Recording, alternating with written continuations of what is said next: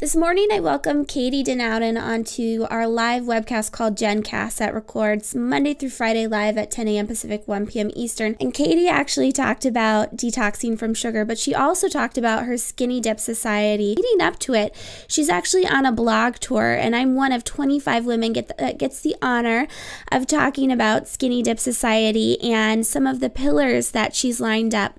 And basically, the motto behind SkinnyDipSociety is bringing women back into the feeling of feeling wild, free, and alive and living their lives. And so like I said, I'm one of 25 women.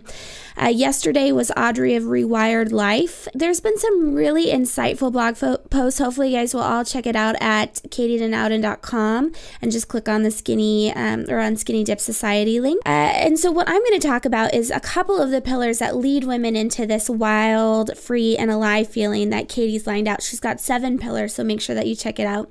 The 2 I'm talking about are mindfulness and desire. And so by mindfulness, she's saying you're mindful by living in the moment, aware, conscious, present, and in turn, gratitude. So my feeling is that if you're a mindful person, you'll know what you want out of life, which is her next pillar, the next pillar I'm going to be talking about, which is desire. You're knowing, owning, and pursuing how you want to feel and experience life. So I feel like I'm pretty good at being mindful, but I definitely was not that way beforehand. So I can say that over the last 2 years, I've gotten really good. And the ways that I have, I'm not someone that does meditation or anything like that. I'm not a health coach. I started out in business the year after I graduated, which was in 2007 from the University of Washington. I joined my parents in business and I was in web hosting. And so it was always kind of a stressful job. Just in the sense that if something goes wrong on a client site, you're in charge of taking care of them. And I never did very well with stress. And I was married at the time. I married actually my childhood sweetheart, or my high school sweetheart, when we were 20. And so when I graduated, I had already been married a couple of years. I was in business and I was married to him, but I didn't have any kids. And so it was just stressful and I always felt busy. Fast forward 5 years later from when we got married, I was 25 and I had my first son, who is now 3.5. That really brought me into my first experience of being mindful. When you have, especially from 1 to 2, they start to get an opinion. And my son is what most will call strong-willed. He wants, like most toddlers, he wants what he wants. And so I've been really good about getting back into my thoughts and knowing, most women, most people in general are constantly thinking about something. And so for some, it takes meditation to take care of their mind and their thoughts and really harness everything in. For me, it took a toddler screaming all the time. It really made me focus in on patience and thinking, what are you thinking right now? Why are you stressed? How is that going to help if you're thinking about this right now? Be present, be in the moment, that type of a thing. So the first thing that helped me that was having a toddler, which I know is not a solution for a lot of women. You're not going to go out and have a kid just because you want to be more mindful, but it's definitely something that helped. And the second thing is that our company got into live webcasting. And this is something I really recommend for all young women, whether you're doing it professionally like what we're doing here, or if you do it just using Google+.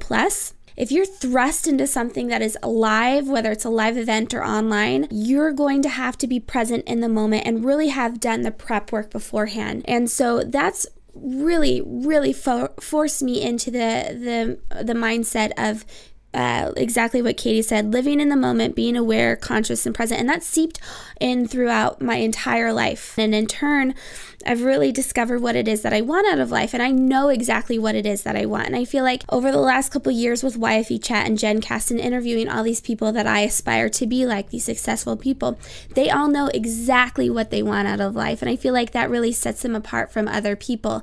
And so I made a point of the last year really figure my life out, which I know a lot of you are in the same place. Having that mindfulness has helped out a lot. Figuring out what it is that I've wanted has been a benefit of being mindful, but also being, another benefit is that you're better under pressure. So with live webcasting, being present, if you're a business owner or anything, and also you're aware of the motivations of others, which will help you get what you want too. And I think that's helped in both motherhood and business and everything, that you're able to get more of what you want. The tips that I really do want to give other women is to do the prep work beforehand, before you get into the present. So you've already done all of the work. So for example, for my son, I will make sure that the night before I get everything ready so that in the day when he does have a little tantrum, I'm able to be in the moment and I'm not rushed and feeling like I'm so stressed, I'm going to be late, that kind of a thing. I've prepared for the moment where I might be taken out of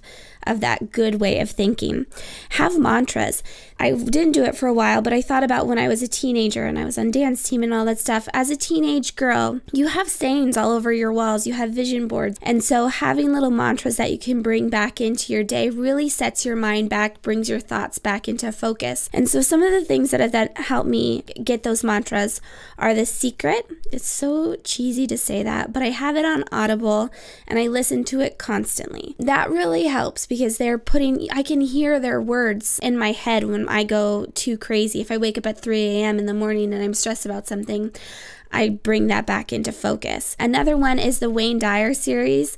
He's another one that I listen to all the time. And then finally, How to Think and Grow Rich. That's a book by Napoleon Hill that I read once a month at least. I have worksheets. I have things printed out, put around the house. You have Post-it notes. All these little things help you bring you back into the present and understanding what it is that you want out of life and look at the big picture versus the scary things that might be happening right now. So this has been Jennifer Donogh talking about the pillars that go along with Katie's SkinnyDipSociety. And hopefully you guys will check out tomorrow's guest or tomorrow's blog tour, who is Lindsay, A Design So Vast. And that's actually on Monday, Monday, January 27th. And then of course, check out Katie's SkinnyDipSociety 21-day challenge. I'm really excited. Katie was so sweet this morning and she's so full of information and she really loves to help people. Thanks so much for watching this video and let me know what you do to be more mindful, be more present, and know what it is that you want out of life.